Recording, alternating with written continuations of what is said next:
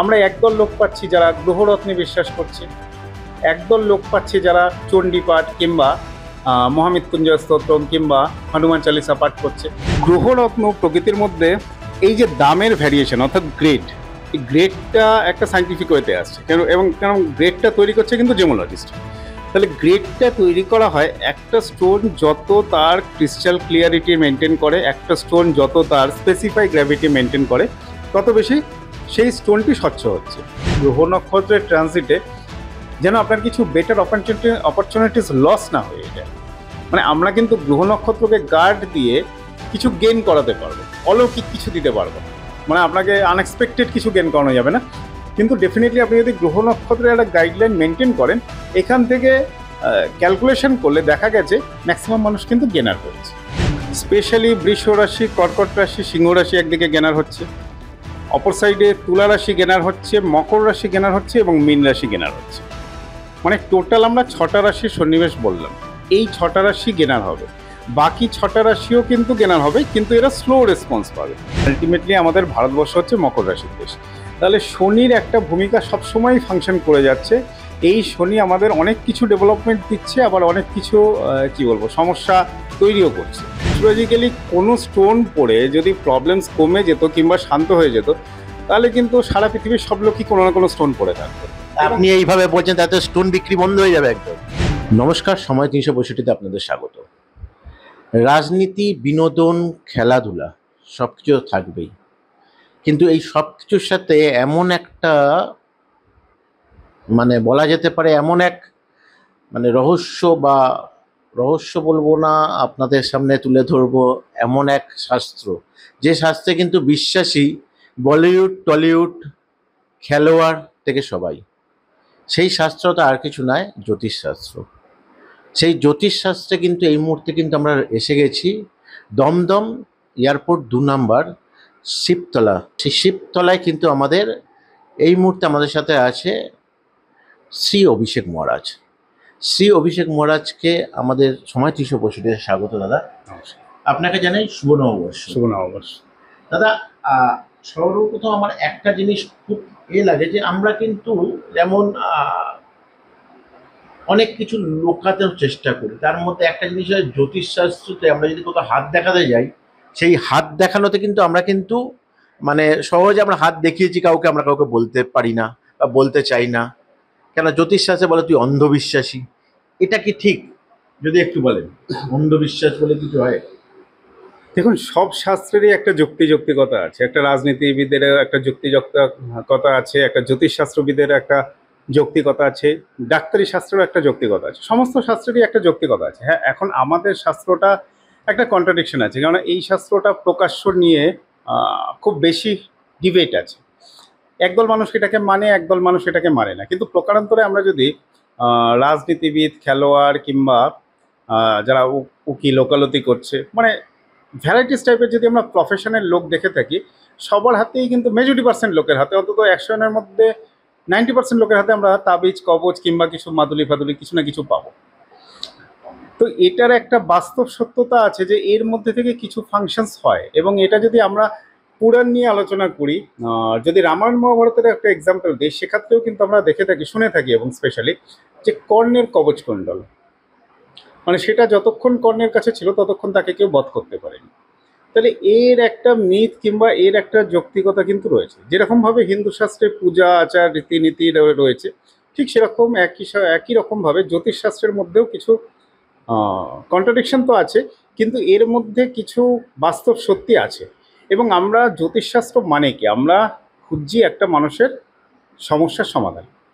আমাদের শাস্ত্র কিংবা বিভিন্ন রকম উপাচার আমাদের নির্দেশ করছে একটা মানুষের জীবনে প্রবলেম এলে, প্রবলেমস কাটানোর জন্য আমরা কেউ ডাক্তারের শরণাপন্ন হচ্ছি, কেন রোগ থাকলে ডাক্তারের শরণাপন্ন হচ্ছি। কোনো প্রবলেমস নিয়ে আমরা যদি ফেস করি, হিন্দু শাস্ত্রে যজ্ঞ, হাবন এইসবের উপরে খুব গুরুত্ব দেওয়া হয়।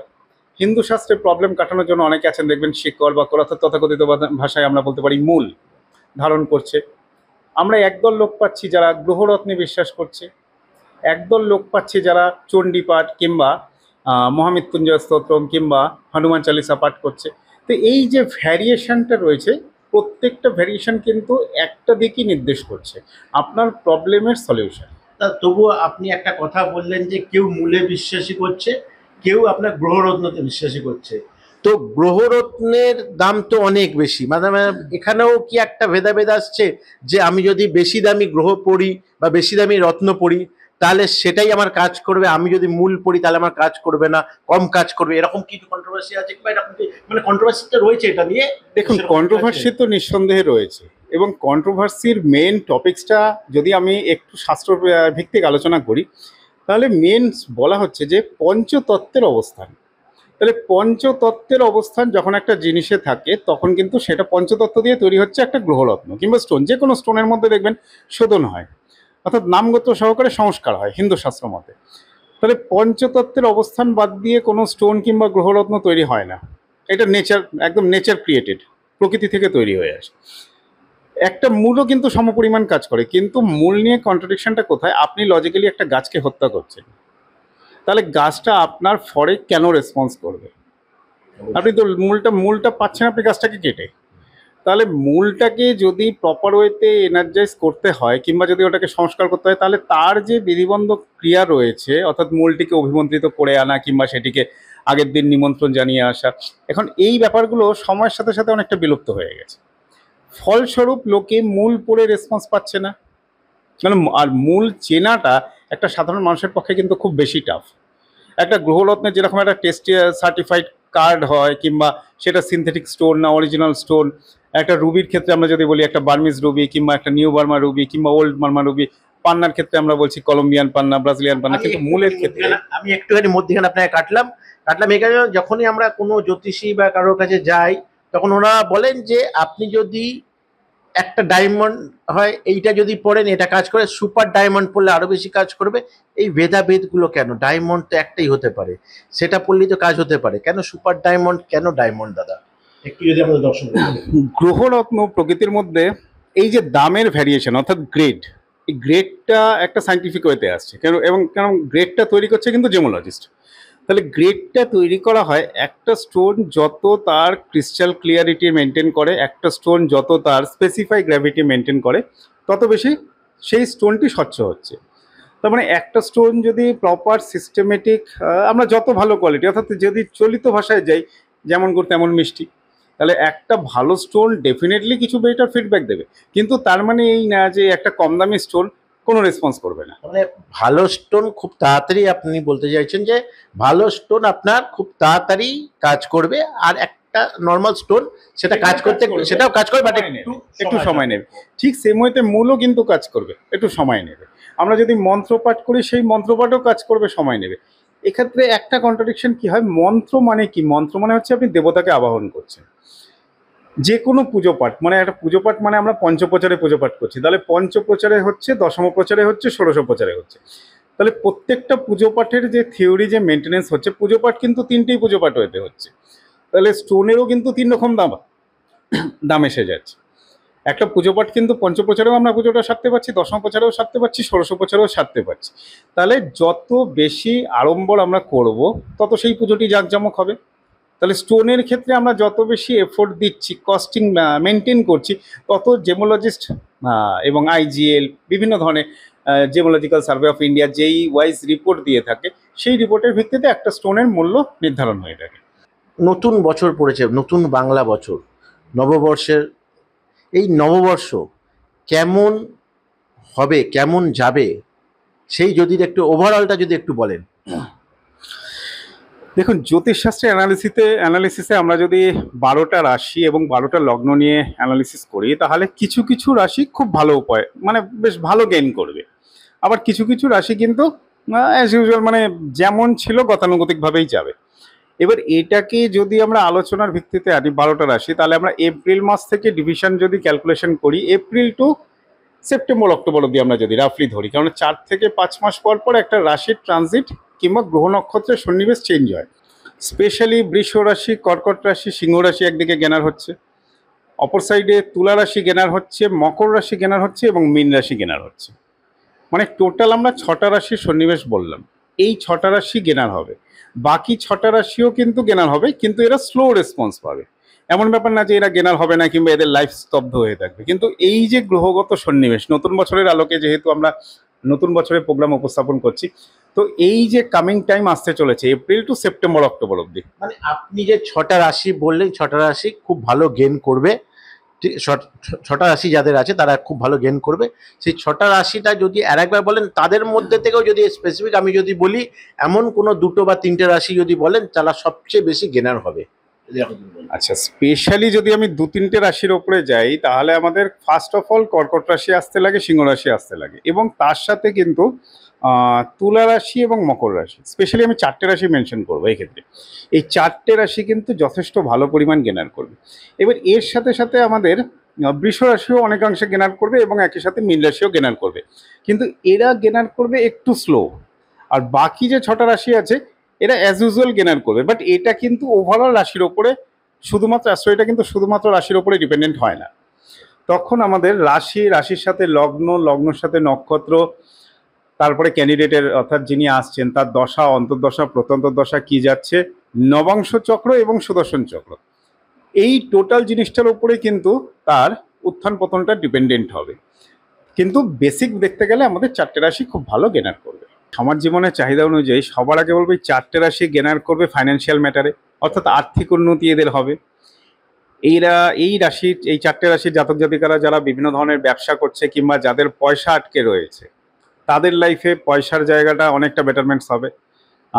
এদের ক্ষেত্রে একই সাথে বলবো পারিবারিক লাইফে প্রবলেমস। আমরা যদি এই 4টে রাশির সাথে 4টে রাশি বলবো না, আমি 6টা রাশি যে অ্যানালিসিস করলাম, এই 6টা রাশি অর্থাৎ ইনক্লুডিং বৃষ রাশি এবং মীন রাশি, এদের যদি আমি 2021 থেকে স্ট্যাটিস্টিক্সটা দেখি তাহলে এরা বিভিন্ন ধরনের প্রবলেমসের মধ্যে কিন্তু নিজের লাইফটা অতিবাহিত করছে। মানে একটা প্রবলেমস আপনাদের যাচ্ছে আর একটা প্রবলেমস আসছে। এবার এই যে টাইমটা, এই যে আমি আপনাকে 4 থেকে 5 মাস কিংবা 6 মাস এই যে শর্ট টাইমটা বলছি, এই শর্ট টাইমটার মধ্যে কিন্তু এরা অনেকাংশে রেসপন্স ভালো পাবে। যদিও আপনাদের জন্মকালীন হরোস্কোপ কিংবা এখন প্রত্যেকেই তো কোনো না কোনো অ্যাস্ট্রোলজারের সাথে কনসাল্ট করেন, হয়তো আপনারাও কনসাল্ট করছেন, আপনাদের জন্মকালীন হরোস্কোপ, দশা, অন্তর্দশা, প্রত্যন্তর্দশা দেখে আপনারা প্রত্যেকেই গাইডলাইন নিচ্ছেন। ডেফিনেটলি গাইডলাইন নেবেন, কারণ গাইডলাইনটা নেওয়া দরকার উদ্দেশ্য একটাই, যে গ্রহ নক্ষত্রের ট্রানজিটে যেন আপনার কিছু বেটার অপরচুনিটিস লস না হয়ে যায়। মানে আমরা কিন্তু গ্রহ নক্ষত্রকে গার্ড দিয়ে কিছু গেইন করাতে পারবো, অলৌকিক কিছু দিতে পারবো না, মানে আপনাকে আনএক্সপেক্টেড কিছু গেইন করানো যাবে না। কিন্তু ডেফিনেটলি আপনি যদি গ্রহ নক্ষত্রের একটা গাইডলাইন মেনটেন করেন, এখান থেকে ক্যালকুলেশন করলে দেখা গেছে ম্যাক্সিমাম মানুষ কিন্তু গেনার হয়েছে। নতুন বছর, এই নতুন বছরে এমন কোনো সমস্যা বা এমন কিছু যেটা আমাদের বঙ্গবাসী বা রাজ্যবাসী, এরকম কিছু কি আপনি কোনো প্রেডিক্ট করেছেন বা হতে পারে, এরকম কিছু বলতে পারেন? দেখুন, রাজনীতি নিয়ে বরাবরই একটা প্রবলেমস আছে, রাজনীতি নিয়ে একটা সমস্যা, উত্থান পতন, আপস অ্যান্ড ডাউনস থাকছে, প্রকৃতিগত ব্যাপার। কারণ আলটিমেটলি আমাদের ভারতবর্ষ হচ্ছে মকর রাশির দেশ, তাহলে শনির একটা ভূমিকা সবসময়ই ফাংশন করে যাচ্ছে। এই শনি আমাদের অনেক কিছু ডেভেলপমেন্ট দিচ্ছে, আবার অনেক কিছু কি বলবো সমস্যা তৈরিও করছে। তো এই প্রবলেমসগুলো তো দেখুন যুগ যুগান্তর ধরেই চলছে, কিন্তু যেহেতু সময়ের সাথে সাথে এই প্রবলেমসগুলো কমবে, অনেকাংশে কমবে, কিন্তু সেই প্রবলেমসগুলো কমবে ওভারঅল যদি রাষ্ট্রীয় ভিত্তিক ফল দেখতে হয়, তাহলে কিন্তু সেপ্টেম্বরের পরের থেকে কিছুদিন আমরা অনেকটা রিলিফমেন্ট পাবো। আপ টু সেপ্টেম্বর অবধি কিন্তু রাজ্যগত এবং রাষ্ট্রগত একটা প্রবলেমস থাকবে। যে অনেক কিছু নিয়ে অনেকে মানে আগের থেকে অ্যানালাইজ করে বলে দিতে পারে, যেমন এই ধরুন এখন ইরাক ইরান যুদ্ধ শুরু হয়ে গেছে, তো এটা কি থার্ড ওয়ার্ল্ড ওয়ারের দিকে যাচ্ছে? এরকম কিছু আপনার প্রেডিক্ট করতে পারেন আগের থেকে? এরকম কিছু হওয়া সম্ভব আছে? এটা নিয়ে খুব কন্ট্রাডিকশন আছে, কেননা রাজ্য রাজনীতির সাথে বঙ্গীয় রাজনীতি এবং একই সাথে অন্তর্দেশীয় রাজনীতি 100% কন্ট্রাডিকশন। মানে এগুলো মানে ওভারঅল প্ল্যানেটারি পজিশন ওয়াইজ এই প্রবলেমসগুলো আমরা অনেক সময় দেখি যে দীর্ঘমেয়াদী হচ্ছে, আবার অনেক সময় দেখা যায় যে এই প্রবলেমসগুলো অনেক শর্ট টাইমে ফিনিশড হয়ে যাচ্ছে। তো এই যে প্রবলেমসগুলো হচ্ছে, এই প্রবলেমসগুলো হওয়ার পেছনে গ্রহ নক্ষত্রের শুধু কারণ আছে এমন ব্যাপার নেই, কিন্তু এই গ্রহ নক্ষত্র ডাইরেক্টলি ইনডাইরেক্টলি আমাদের মন, মানসিকতা, সমাজ সব কিছুর মধ্যেই একটা প্রভাব বিস্তার করে থাকে। তার মধ্যে কিছু কিছু প্রবলেমস আমরা ফেস করে থাকি। তো এইগুলো নিয়ে ওভারঅল একটা প্রবলেমস থাকবে, কিন্তু এর মধ্যে থেকেই আপনাকে আপনার দৈনন্দিন ক্রিয়া চালিয়ে যেতে হবে। এই বাচ্চারা যে পড়াশোনা করে না, কিউরিসিটি বা অনেক প্রশ্ন জাগে মনে, যে বাচ্চারা পড়াশোনা করে না, বাচ্চারা আপনার পড়াশোনা মন বসছে না বা কোনো কিছু, তাকে হয়তো বলা হলো যে একটা পড়িয়ে দাও, মানে মুক্ত পড়িয়ে দিলে সে শান্ত হয়ে যাবে। আচ্ছা, মুক্ত কি শান্ত করে মানুষকে? এটা আমার খুব জানার ইচ্ছা আছে। এটা কিন্তু 100% ভুল ধারণা। মানে অ্যাস্ট্রোলজিক্যালি কোনো স্টোন পড়ে যদি প্রবলেমস কমে যেত কিংবা শান্ত হয়ে যেত, তাহলে কিন্তু সারা পৃথিবীর সব লোকই কোনো না কোনো স্টোন পড়ে থাকতো। আপনি এইভাবে বলছেন তাতে স্টোন বিক্রি বন্ধ হয়ে যাবে একদম। না, স্টোনের একটা কার্যকারিতা আছে, কিন্তু কার্যকারিতাটা এই না যে আপনার প্রবলেমটাকে, মানে আপনার ওয়াইফ কিংবা ম্যাক্সিমাম গার্জিয়ানস কিংবা প্রত্যেকটা ফ্যামিলিতেই সন্তান কিংবা কোনো না কোনো অশান্তি হচ্ছে, কারো না কারোর মাথা কর্মের প্রভাবে কিন্তু অশান্তিটা বেশি হয়। কোনো স্টোনের ক্ষমতা নেই আপনার মাথা শান্ত করা, আপনি কোনোভাবে পারবেন না। হ্যাঁ, এখন অনেকে বলে থাকেন যে মুক্ত পড়াতে পারো, ভালো কোয়ালিটির সাউথ সি মুক্ত পড়াতে পারো, অনেকে বলে থাকে পান্না পড়াতে পারেন, কারণ পান্না বুদ্ধির একটা ব্যাপার থাকে, মানে মাইন্ড অর্থাৎ বাক্য কন্ট্রোল করে থাকে। এটার একটা প্রত্যক্ষ পরোক্ষ ভূমিকা কিছুটা থাকে, কিন্তু 100% নয়। অ্যাপ্রক্সিমেট আমরা ধরতে পারি। এই যেরকম বহু ক্যান্ডিডেট আছে মাথা ঠান্ডা করানোর জন্য মুলস্টোনের সাথে, মুলস্টোন কিংবা মুক্তোর সাথে অনেক সময় জারকান পড়ায়। আবার অনেকে দেখবেন বিবাহিত জীবনে অশান্তি হচ্ছে মাথা গরমের প্রভাবে, অনেকে পলা পড়াচ্ছে। এটা কিন্তু 100% রং ডিসিশন পলা পড়ানোটা, কেন পলা আপনার মঙ্গলকে চার্জ আপ করছে। তার মানে এবারে মঙ্গলের ভূমিকা হচ্ছে আপনার বিবাহিত জীবনে মঙ্গলময় করুক কিংবা অমঙ্গল করা, দুটোর একটা কাজ করবে। তাহলে মঙ্গল যদি আপনার জন্মকালীন নিজস্ব থাকে, আপনি ওটাকে যদি পড়ান, অর্থাৎ পলাকে আপনি পড়ালেন, মানে মঙ্গলটাকে আপনি চার্জ আপ করলেন। চার্জ আপ করলে মঙ্গলটা কি উচ্চস্থ হবে? এই প্রশ্নটা আমি দর্শকদের উদ্দেশ্যে করি। কেননা যদি মঙ্গলটাকে চার্জ আপ করতে পারতেন পলা পড়িয়ে, তাহলে তো প্রবলেমটা কমে যেত। কিন্তু অথচ বিবাহিত জীবনে অ্যানালিসিস করবেন, যারা ম্যারেড লাইফে পলা পড়ে আছে, যদি মঙ্গল রেট্রোকেট থাকে কিংবা মঙ্গল খারাপ থাকে কিংবা তথাকথিত ভাষায় মাঙ্গলিক দোষ থাকে, তাদের ম্যারেড লাইফে আরও বেশি প্রবলেম হবে। মঙ্গল কিন্তু প্রবলেমটাকে আরও বেশি মাথাচাড়া দিয়ে দেবে, মানে কন্ট্রোল করতে পারবেন না। মঙ্গলের কাজ হচ্ছে মাইন্ড শান্ত রাখা, এরকম কোনো কনসেপ্ট নেই শাস্ত্র মতে। মাইন্ড শান্ত রাখার জন্য কোনো স্টোন আবিষ্কার হয়নি। মঙ্গলের কাজ হচ্ছে মঙ্গলের নেগেটিভিটিটাকে কাটানো, অর্থাৎ মঙ্গলের যে বিরূপ প্রতিক্রিয়া আছে এটাকে কাটানো কিংবা মঙ্গলকে ব্যালেন্সড করা।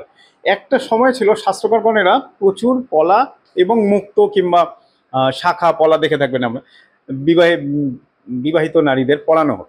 এটা একটা কনসেপ্ট যে এটা পলা যদি পড়া হয় তাহলে তার সাথে সাদা বস্ত্র কিংবা সাদা কালারও দিতে হবে।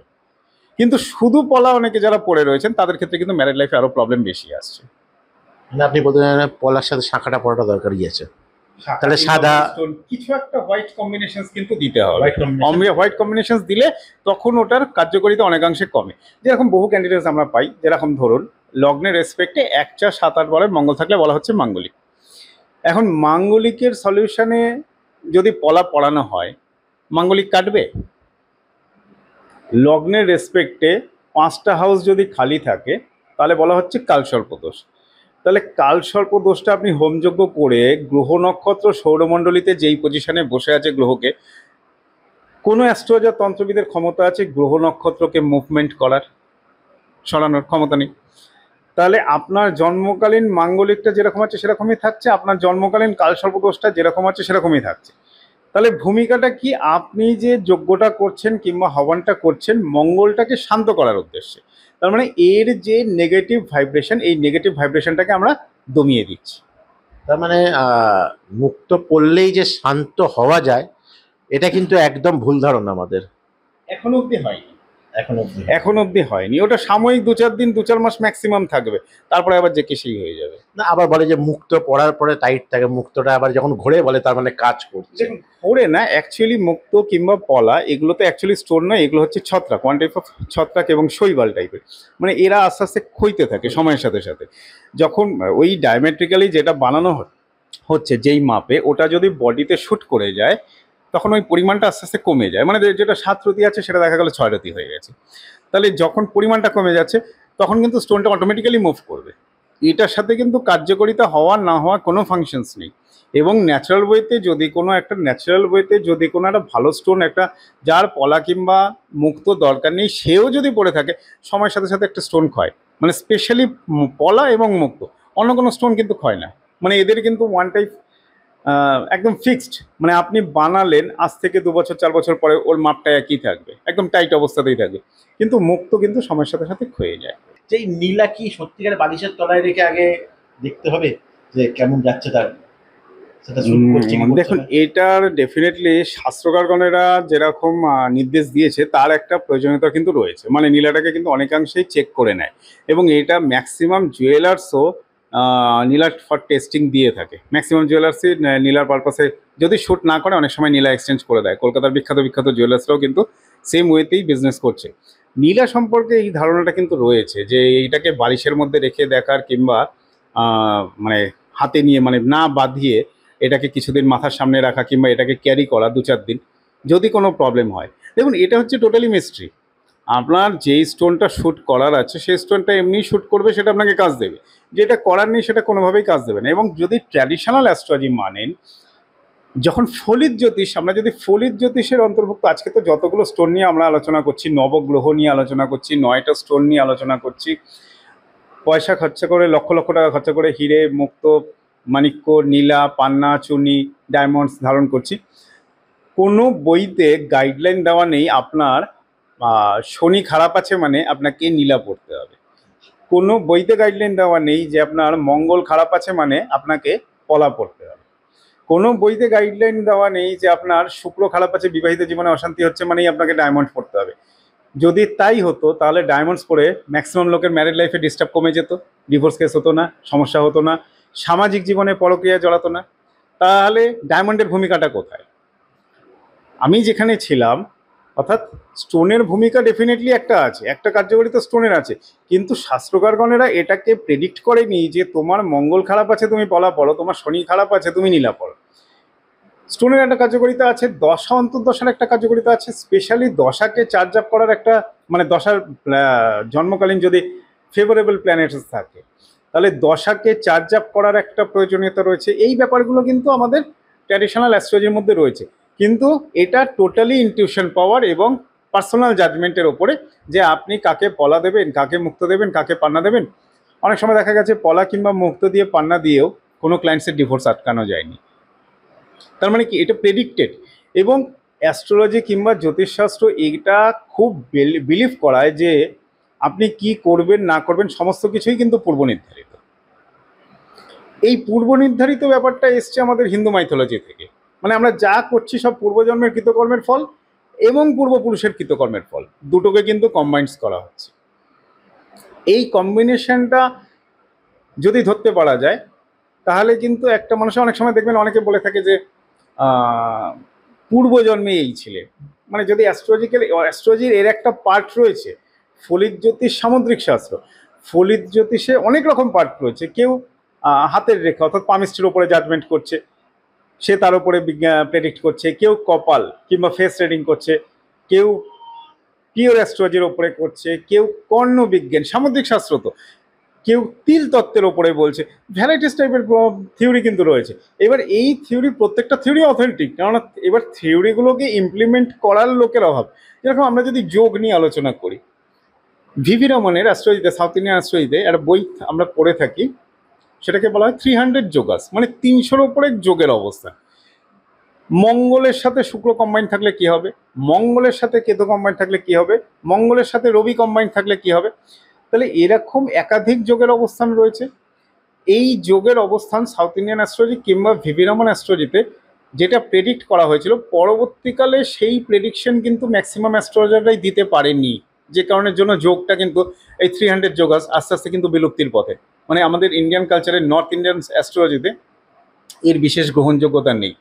এবং আমরা যদি দেখে থাকি কেপি প্রসেস, আজ থেকে বেশ 20-30 বছর আগেও দেখবেন কৃষ্ণমূর্তি পদ্ধতিতে ফলাদেশ, মানে কেপি প্রসেসে ফলাদেশ, মানে কৃষ্ণমূর্তি যেই ওয়েতে ম্যাথামেটিক্স প্রেডিক্ট করে, ক্যালকুলেশন করে একটা ক্লায়েন্টকে কিংবা তার কাছে যারা যাচ্ছেন তাদের যেইভাবে প্রেডিকশন দিয়েছে, একটা আজকের ডেটের অ্যাস্ট্রোলজারের পক্ষে ওই থিওরি মেনটেন করা সম্ভব নয়।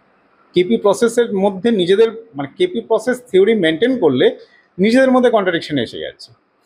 থিওরি ওয়াইজ আপনার মধ্যে হয় আপনি পাস করবেন, নয় ফেল করবেন, ড্র বলে কিছু হবে না সাবজেক্টে। তাহলে যদি একটা মানুষের সম্পর্কে প্রেডিকশন হয়, আপনি একটা এক্সামের কোশ্চেন নিয়ে এলেন, হয় আপনি এই সাবজেক্টটায় পাস করবেন কিংবা এই সাবজেক্টে ফেল করবেন, ড্র বলে তো আমি কোনো অ্যান্সার দিতে পারবো না। সো কৃষ্ণমূর্তি পদ্ধতি এমন একটা টাফ পদ্ধতি, ভিভি রমন 300 যোগাস এমন একটা টাফ পদ্ধতি, যদি আমি এটা অ্যামেচার ওয়েতে বলছি, কারণ এই অ্যাস্ট্রোলজি সাবজেক্ট যারা করছেন তারা প্রত্যেকেই অ্যামেচার, কিছুটা অ্যামেচার, 100% প্রফেশনাল কেউ নয়, আবার প্রফেশনালও, কারণ এটা আমাদের প্রফেশন। সো যদি একটা সাবজেক্টকে আমরা তর্কের খাতিরে মেনে নেই, তর্কের খাতিরে কিন্তু আমাদের এটাও মানতে হবে ভিভি রমন কিংবা কৃষ্ণমূর্তি পদ্ধতি যেই ওয়েতে আমাদের অ্যাস্ট্রোলজিটাকে দেখিয়ে গেছে সেই ওয়েতে কিন্তু আমরা প্রেডিক্ট করতে পারছি না। এবং এটাকে যদি আমরা তন্ত্রের মধ্যে টানি, দেখবেন তথাকথিত ভাষায় আমরা বলছি খুব বশীকরণ, বশীকরণ বশীকরণ, খুব আমরা মানে আমি তো এক বাক্যে বলে দিলাম, জিনিসটা অতটা সোজা ব্যাপার না। তাহলে বশীকরণ মানে কি, আপনার পারিবারিক লাইফের প্রবলেমসটা রিলিজ করা। তাহলে এটার যে থিওরি রয়েছে, বইয়ের মধ্যে হাজার একটা আমরা মন্ত্র পাচ্ছি, ইউটিউবে হাজার একটা মন্ত্র পাচ্ছি, বহু ক্লায়েন্টস, আমি কেন মেজরিটি পার্সেন্ট অ্যাস্ট্রোলজার এবং ক্লায়েন্টসরাও একমতভাবে পান যে ওই থিওরি প্রয়োগ করে কিংবা ওই মন্ত্র প্রয়োগ করে আমি কোনো কাজ পাচ্ছি না। তাহলে মন্ত্রটা নিশ্চয়ই ভুল না, গলাটা ভুল হতে পারে, বলাটা ভুল হতে পারে, কিংবা এই মন্ত্রের যে কার্যকারিতা রয়েছে, অর্থাৎ এইবারে আমি সেই টপিক্সটায় আসি যে আমরা কাজ পাচ্ছি না কেন। মানে যদি আমরা তন্ত্রের মধ্যে আলোচনায় যাই, তাহলে ষটকর্ম আমরা উল্লেখ করছি, ষটকর্মের মধ্যে আসছে মারণ, উচ্চাটন, স্তম্ভন, মোহন, বশীকরণ, বিদ্বেষণ। তাহলে আপনি যখন বশীকরণ করছেন, যার উপরে আপনি করছেন, দেখা গেল সেই ভদ্রলোক কিংবা ভদ্রমহিলা অন্য রিলেশনে ইনভলভ, দেন তখন আপনি কি করবেন? বশীকরণের থিওরি কি প্রযোজ্য হবে? তার মানে আপনাকে তো ফার্স্ট থিওরি আসতে হবে বিচ্ছেদের, কারণ আগে যদি আপনি রিলেশনটাকে ব্রেকআপ না করতে পারেন, থার্ড রিলেশনটাকে, তাহলে আপনি বশীকরণের বিদ্যাটাকে অ্যাপ্লিকেবল করতে পারবেন না। আরেকটা জিনিস আছে, বশীকরণ কিন্তু সাপযুক্ত, মানে একে কিন্তু শাপিত, বশীকরণ কিন্তু শাপিত। যদি আমরা হিন্দু মাইথোলজি দেখি, একে বিভিন্ন দেব দেবতারা অভিশাপ দিয়েছেন, কেননা এই বশীকরণ বিদ্যা প্রয়োগ করে বিভিন্ন মানুষ বিভিন্ন অনৈতিক ক্রিয়া করেছে। তাহলে মানুষ, ঈশ্বর বিভিন্নভাবে বশীকরণ সাপযুক্ত। তাহলে এই সাপ কাটিয়ে নিয়ে, অর্থাৎ এর যে অভিসম্পাদ কিংবা এর যে সাপ, এটাকে কাটিয়ে নিয়ে তারপরে এই বিদ্যা প্রয়োগ করার নির্দেশ কিন্তু শাস্ত্রকারগণেরা দিয়েছেন। এবং এর সাথে এটাও দিয়েছেন যে বশীকরণ করতে হবে একমাত্র নৈতিক পদ্ধতিতে, মানে নৈতিক মানে একমাত্র হাজব্যান্ড ওয়াইফ প্রবলেমস আসছে কিংবা যার সাথে কানেকশন রয়েছে, একটা অ্যাফেয়ার কেটে গেছে, দেন তখন আপনি বশীকরণ করতে পারেন। আমরা পথ চলতি মানুষ, ট্রেনে বাসে আমরা যখন যাতায়াত করি, অনেক জায়গায় লেখা থাকে 5 মিনিটে বশীকরণ, 2 মিনিটে বশীকরণ, 10 মিনিটে বশীকরণ। এগুলো কি সত্যি কি সম্ভব না? এগুলো ফেক ম্যাক্সিমাম। এটা 100% ফেক। যদি হতো তাহলে আমি 2003 থেকে 2024, আজকে এতগুলো বছর ধরে আমাদের কাছে যেই ক্লায়েন্টস আসছে তারা আসতো না, তাহলে সমস্ত ক্লায়েন্টসরা তাদের কাছে যেত। যদি একটা প্রবলেমস আমরা 5 মিনিটে মিটিয়ে ফেলতে পারতাম, তাহলে সামাজিক জীবনের প্রবলেমস আপনি অনেক ইজি ওয়েতে একদিনে মিটিয়ে ফেলতে পারতেন, 1 মাসে মেটাতে পারতেন। 5 মিনিটের জায়গায় আপনাকে 1 মাস টাইম দেওয়া হলো। এটা 100% ফলস। আমার একটাই কথা যে আপনারা সত্যি কিন্তু এরকম ফেক লোকেদের থেকে একটু দূরে থাকবেন, কেননা 5 মিনিট, 10 মিনিট বা 2 মিনিটে বশীকরণ এগুলো হয় না কখনোই। সেগুলোর জন্য অবশ্যই আমাদের শ্রী অভিষেক মহাশয় কিন্তু বললেন যে এইভাবে কিন্তু বশীকরণ হয় না, বশীকরণের পদ্ধতি আছে, আপনাকে স্টেপ বাই স্টেপ করতে হবে। আর বশীকরণ সবার মানে সবার জন্য প্রযোজ্যও নয়। এবং এটাই। তাই না, একটা মানুষ যখন, মানে আমরাও দেখবেন যে কোনো হ্যাবিট ক্যাচ করতে একটা মানুষের কিন্তু ইউজুয়ালি মিনিমাম 21 ডেজ লাগে, 21 দিন লাগে। প্রত্যেকটা জিনিস রপ্ত করতে একটা সময় এই লাগে। 21 ডেজে মনে হলো যে কোনো কিছু একটা জিনিস 21 দিন যদি মানুষ সেটাকে ঠিকঠাক পালন করতে পারে, তাহলে সেটা সে হ্যাবিচুয়েটেড হয়ে যেতে পারে। এটা সায়েন্সই বলছে কিন্তু। সেই হ্যাবিচুয়েটেড ব্যাপারটা 21 ডেজে আসছে, এখানে তো 21 মিনিটসও আসছে না, 5 মিনিট আসছে। একদম তাই। তো যাওয়ার আগে আমি শ্রী অভিষেক মহারাজের কাছ থেকে দুটো জিনিস জানতে চাইবো, যে অনেকের পক্ষে সম্ভব হয় না বাড়ি থেকে বেরোনো, বা অনেকের অনেক প্রবলেম থাকে, যারা দেখছে আমাদের দর্শকরা, তারা ফোন করতে পারে না, হয়তো কোনো কারণে লজ্জা পাচ্ছে বা কোনো কিছু কারণে। তো বাড়িতে শ্রীবৃদ্ধির জন্য যদি কোনো কিছু একটা মন্ত্র বা কিছু যদি একটু আমাদের দর্শকদের জন্য বলে দেয়, সেটা যদি একটু বলে দেয়, কি করলে তাদের বাড়িতে আমি শ্রীবৃদ্ধি হতে বেসিক পারে? থিওরিটা বলবো, আপনারা ঘরে যেই পুজোটা করছেন আপনাদের গৃহদেবতাকেই আপনারা পুজো করুন, কিন্তু পুজোর আগে সংকল্পটাকে করবেন। সংকল্প মানে কি, আপনি কি উদ্দেশ্যে পুজো করছেন, এটা কিন্তু খুব ভাইটাল ফ্যাক্টর। সংকল্প মানেই কিন্তু চাওয়া না, সংকল্প মানে হচ্ছে পুজোর থিওরিতে কিংবা যেই পুজোটা আপনি করছেন সেই পুজোর প্রসেসের মধ্যে আপনি এন্ট্রি করলেন। ঈশ্বরের কাছে আমরা শুধু সম্পত্তি চাইছি, ওটা সংকল্পের মধ্যে আসবে না। কিন্তু ঈশ্বরের কাছে আমরা চাইছি পারিবারিক শান্তি, এটা কিন্তু সংকল্পে আসবে না। এগুলো সংকল্পে কোনোদিনও আসে না। যেটা আসবে সেটা হচ্ছে আপনি যে প্রেটাকে করছেন, যে পুজোটা করছেন, এর থেকে আপনি কতটা পজিটিভ অরা পেলেন। মানে দেখুন, বি প্র্যাকটিক্যাল, এটা তো ইউনিভার্সাল খেলা, দেবতা ঈশ্বর কেউ দেখেনি, ইউনিভার্সের উদ্দেশ্যে আপনি দিচ্ছেন এবং এই ইউনিভার্স আপনাকে রিটার্ন করবে। এখন ইউনিভার্স সম্পর্কে বলতে গেলে অনেক কিছু টপিকস আসে, এটার মধ্যে একটা চক্রের অবস্থান আসে, 7টা কুণ্ডলীর অবস্থান আসে, 7টা কুণ্ডলীর সাথে সাথে আমরা যেরকম মন্ত্রটাকে করে থাকি লাম বাম রাম ইয়াম হাম ওম হ্রিম সোয়া, মানে এই যে 7টা চক্র জাগানোর, মূলাধার চক্র থেকে শুরু করছে, স্বাধিষ্ঠান চক্র, আগ্রা চক্র, এর যে বিভিন্ন পদ্ধতি রয়েছে। পুজো করার আগে সংকল্পটা করাটা সংকল্প তো করতেই হবে। এই যে ইউনিভার্সের টপিক্সটা টানার উদ্দেশ্য একটাই, যে আমরা যে মন্ত্র কিংবা যেই ক্রিয়াটা করছি সেই সংকল্পটা যেন পূর্ণতা পায়, এবং এর সাথে কিন্তু দ্রব্যগুণের ভূমিকা আছে। আমরা যদি একটা নর্মাল ওয়েতে টোটকা দেখি, শিবলিঙ্গে আমরা যদি 21 দিন চাল অর্পণ করতে পারি, 1 মুঠো করে চাল প্রত্যেক দিন যদি অর্পণ করতে পারি, তার পরবর্তী 21 দিনের পরের থেকে চালের মধ্যে একটু কাঁচা হলুদ দেবেন আর একটু মাখন কিংবা ঘি, হোয়াট এভার, যেটা আপনার সুবিধা দিলেন, এটা অর্পণ করলেন। 21 দিনের মাথায় এটা আপনি কোনো গরিব দুস্থকে দান করে দিলেন। তারপরের দিন থেকে অখণ্ড 5টা চাল শিবলিঙ্গে নিবেদন করা, এই পদ্ধতিটা যদি করা যায়, ফাইন্যান্সিয়াল ডেভেলপমেন্ট কিন্তু বহু ক্লায়েন্টসের ক্ষেত্রে এসছে। মানে টোটকা, আমরা অনেকাংশে টোটকা বলছি এটাকে, কিন্তু বেসিক জিনিসটা হচ্ছে দ্রব্যগুণ। আর একবার যদি বলেন যে মানে প্রথম 21 দিন 1 মুঠো চাল, প্রত্যেক দিন 1 মুঠো করে 1 মুঠো করে দিচ্ছেন, চাল, একটা কাঁচা হলুদের টুকরো আর একটু করে মাখন কিংবা ঘি, হোয়াট এভার, যেটা আপনি সুবিধা দিচ্ছেন, একটা পাত্রের মধ্যে ওটাকে কন্টেনারে প্রত্যেকদিন রেখে দিচ্ছেন। মানে যেই ডেটে অর্পণ করছেন তার পরের দিন আপনি ওটাকে তুলে একটা পাত্রে জমা করছেন। 21 দিনের মাথায় 21 দিনের সংকল্প, মানে একটাই সংকল্প হবে, আপনার ফাইন্যান্সিয়াল ডেভেলপমেন্ট কিংবা যেটা আপনার মনস্কামনা সেই সংকল্প। মানে যেহেতু আর্থিক শ্রীবৃদ্ধি নিয়ে আমরা আলোচনা করছি, তাহলে 21 দিনের মাথায় আমরা এটাকে দান করে দিলাম কোনো দুস্থ ব্যক্তিকে। তার পরবর্তীকালে 5 পিস করে অখণ্ড চাল, মানে অখণ্ড মানে অর্থাৎ ভাঙা ছাড়া চাল যদি আমরা শিবলিঙ্গে অর্পণ করি, এটা কিন্তু ফাইন্যান্সিয়াল ডেভেলপমেন্টের একটা পার্ট। আমরা শিবলিঙ্গে জল ঢেলে, বিভিন্ন পদ্ধতি রয়েছে, বিভিন্ন জিনিস শিবলিঙ্গে যা আপনি অর্পণ করবেন তার কয়েক গুণ আপনি রিটার্ন পাবেন। একটা জল হতে পারে, একটা ফল হতে পারে, একটা আখের রস হতে পারে। মাটির শিবলিঙ্গে পুজো হয়ে থাকে, কাঠের শিবলিঙ্গে পুজো হয়ে থাকে, পাথরের শিবলিঙ্গে পুজো হয়ে থাকে, সোনার শিবলিঙ্গে পুজো হয়ে থাকে।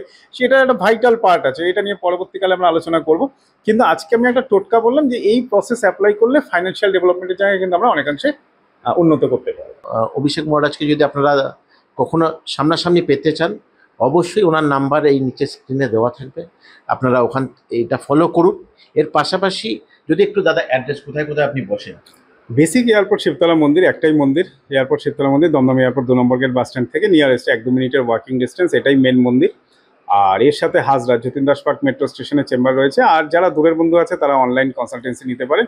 আর ম্যাক্সিমাম লোক কী হয়, এয়ারপোর্ট শিবতলা মন্দিরে এই হনুমানজি, শিবজি, মা তারা এবং নারায়ণ, মানে তিরুপতি বালাজি, প্রকারান্তরে নারায়ণ, এর প্রতিনিয়ত একটা পুজোর সিস্টেম আছে। এটা বহু লোক নিয়েছে এবং আপনারা যদি নিতে চান নিচে দেওয়া কল নাম্বারে যোগাযোগ করলে আমি প্রসেস বলে দেবো।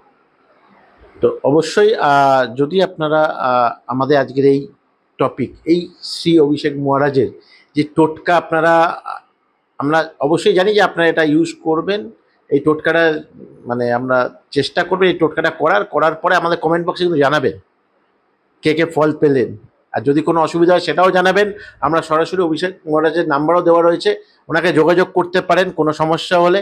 আর ওনাকে হতে গেলে অবশ্যই এই শিবতলা মন্দির হচ্ছে আপনার নাগের বাজার থেকে যদি আসেন তাহলে আপনি বাস পাবেন, দমদম এয়ারপোর্ট 2 নম্বর গেটে নামবেন, ওখান থেকে ওয়াকিং ডিস্টেন্স হচ্ছে ওনার এই শিবতলা মন্দির। তো এখানে উনি আপনারা আসতে পারেন। যারা দূরে থাকেন বন্ধুরা, তারা কিন্তু যে অনলাইনে করবেন, আমি আরেকবার রিপিট করলাম, যারা দূরে যারা থাকেন তারা অনলাইনে ওনার সাথে যোগাযোগ করতে পারেন। আর যারা সাউথের দিকে থাকেন, সেন্ট্রাল বা সাউথের দিকে থাকেন, মধ্য কলকাতা বা দক্ষিণ কলকাতার দিকে থাকেন, তারা কিন্তু হাজরা মেট্রো স্টেশন মানে যতীন্দ্রনাথ মেট্রো স্টেশনে ওখানেই উনি বসেন, একদম নিয়ারেস্ট। সেই অ্যাড্রেসও এখানে দেওয়া রয়েছে, আপনারা ফোন করে নেবেন। কোনো অসুবিধা হলে অবশ্যই শ্রী মহারাজ, অভিষেক মহারাজ আপনাদের সাথে আছে, থাকবে। তো এই মুহূর্তে আমরা আসি তাহলে দাদা। শুভ নববর্ষে শুভ নববর্ষ প্রত্যেক দর্শকে। এবং আমি চেষ্টা করব বিভিন্ন পদ্ধতির ওপরে যেন আপনাদের সামনে আলোকপাত করতে পারি। কারণ আজকে আমি বশীকরণের টপিকস নিয়ে উল্লেখ করলাম, বহু মানুষের মধ্যে একটা ডিবেট রয়েছে যে কাজ করছি কিন্তু রেসপন্স হচ্ছে না কেন। এই জায়গাগুলো নিয়ে আস্তে আস্তে আমরা কিন্তু আরো ক্লিয়ারিটির দিকে যাব। আর আরেকটা জিনিস, দাদাকে আমার একটা আবদার এখানেই রইলো যে আপনার এখানে অনেক পুজো হয়, আপনি বলেছেন, আমরা জানি। সেই পুজো যদি কখনো হয় আমাদের চ্যানেলের থ্রু আমরা একটু লাইভ করব, যাতে দর্শক বন্ধুরা দেখতে পায় সেই পুজো। সবার পক্ষে সম্ভব না, সেই ব্যবস্থা করে দেবে, এবং সেখানে কমেন্ট সেকশনে আপনারা আপনাদের নামগত সহকারে পুজো পাঠাতে পারেন, আমরা পুজো করে দেবো। ওটা ফ্রি অফ কস্ট, ওটার জন্য কোনো চার্জের ম্যাটার্স কিন্তু নেই। ওকে, তো আজ এত পর্যন্তই। আবারও দেখা হচ্ছে সময় 365, আপনাদের স্বাগত, ধন্যবাদ।